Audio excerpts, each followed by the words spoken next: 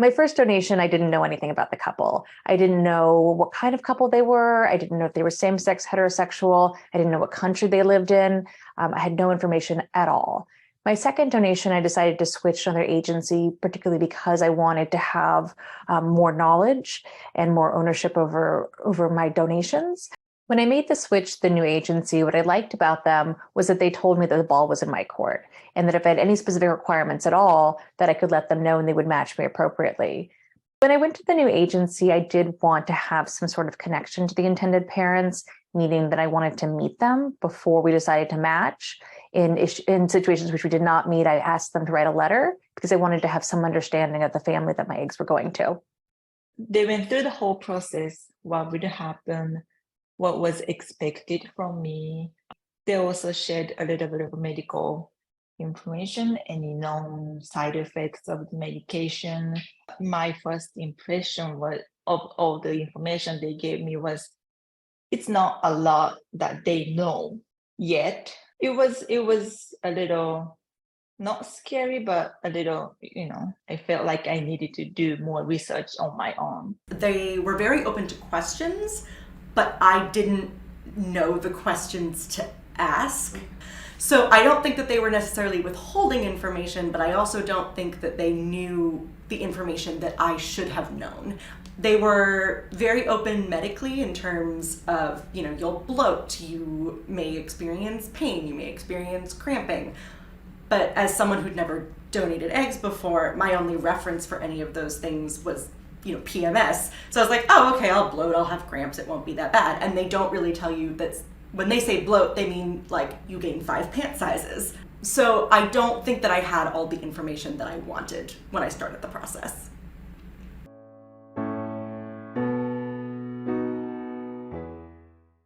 Donors are often told that there are no long-term health risks from egg donation. This is technically true, but that's only because there have not actually been any long-term studies about the health effects of egg donation. Every single donor that comes through our database and is interested in becoming a donor has to have an interview.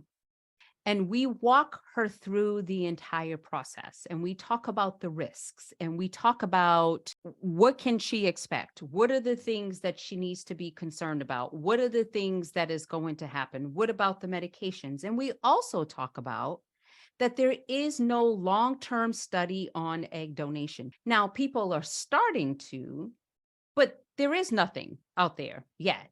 Prospective donors should have access to a lot of information. So information from the medical providers about any medical risks associated with egg donation. They should talk to a mental health professional about what the psychological implications may be. Of course, a legal advisor to advise them as to their rights.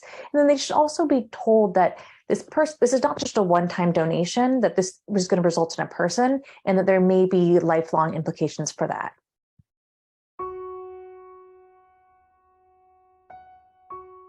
They need to ask, what is the process? What are your expectations of me? What am I required to do? The medications that they're going to be on. When you match me with an intended parent, is this recipient parent looking at a number of other donors? Making sure that you have your support and that they are going to be accepting of your support person, that your support person can also speak on your behalf if need be. The future side effects of going through the medication and the procedures. Questions I asked the agency is whether or not they had met the intended parents in person or through Zoom. I trusted the agency owner and I thought she had a good judge of character.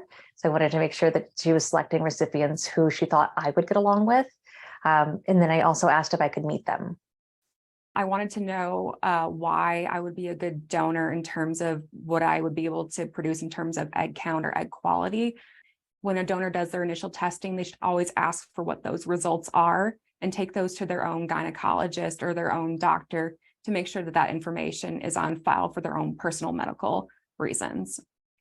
I wish I would have asked how donating, the process of the injections, was really going to affect my day-to-day life. I was initially told that I could still go to work, like I shouldn't exercise, I shouldn't have sex, but I wasn't told the level of lethargy that I would get. I wasn't told the level of exhaustion or the levels of like sensitivity. So I really struggled being told, well, yeah, you can go to your job. And I was like, okay, I'll go to my job. And then being miserable and not understanding what I was supposed to do with my body.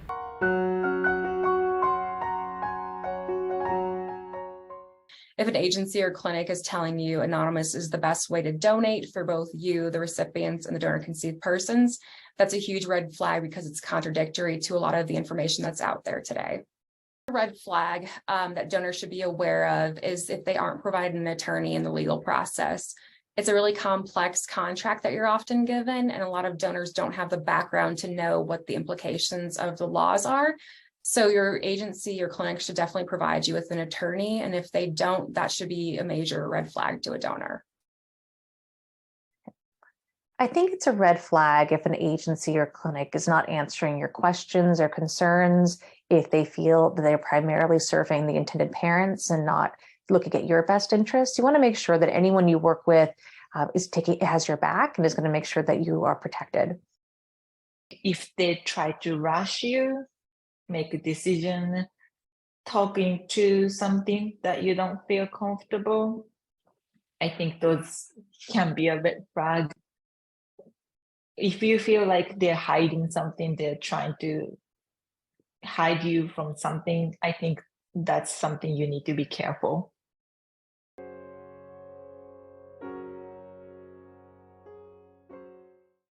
Financial considerations are absolutely a motivating factor for lots of donors. I don't see anything inherently wrong with that. I do think it's important that it's not the only factor, because an egg donation is not a one-time transaction. When you do an egg donation, you contribute your gametes to another family, you have created a connection between you and this family forever.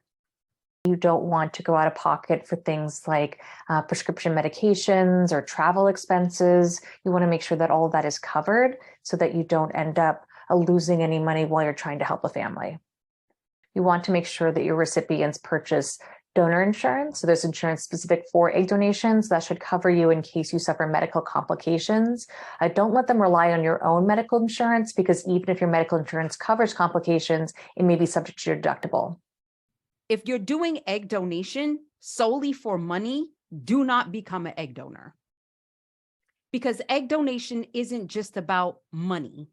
This is a long-term decision that will affect you for the rest of your life. This is not just a here and now, I'm just making money and who cares because it's just eggs.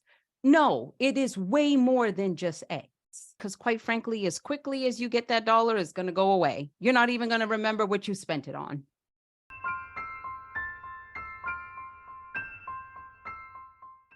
One of the things that I needed to make sure was in my contract was the ability to receive any and all medical records associated with my donation. This included embryology and egg results.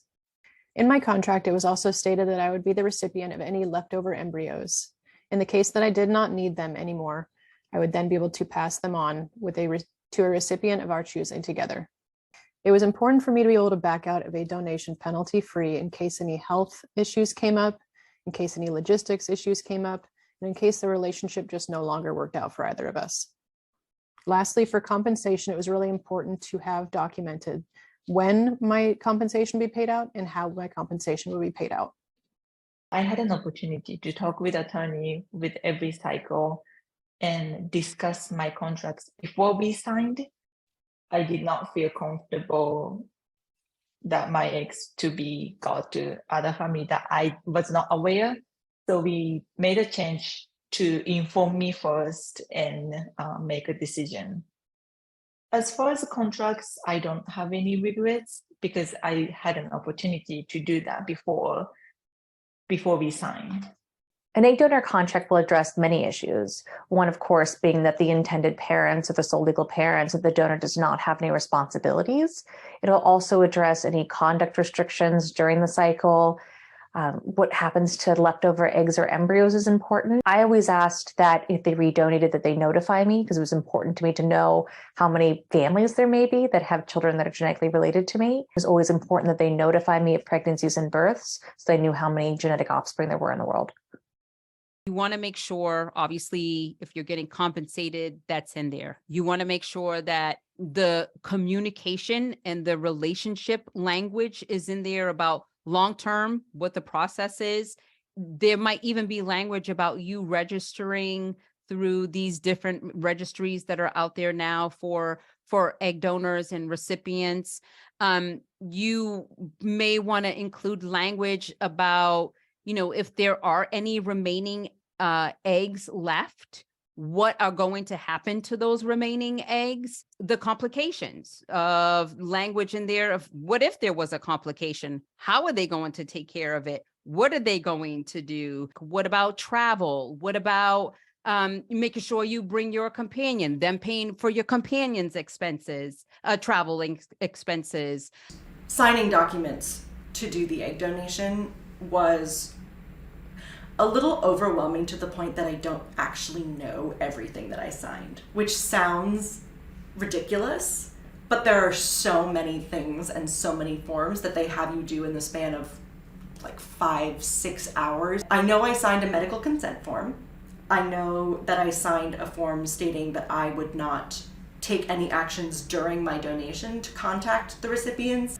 I know that I signed a consent form for my eggs to be used as the hospital saw fit. They could go immediately to a recipient. They could be frozen and given to a recipient in approximately within a 1 to 2 year span, or they could be used for research. And I would have no idea what pocket my eggs ended up in. So that was one that I really wish I had a copy of, and I wish that I knew exactly what I had consented to.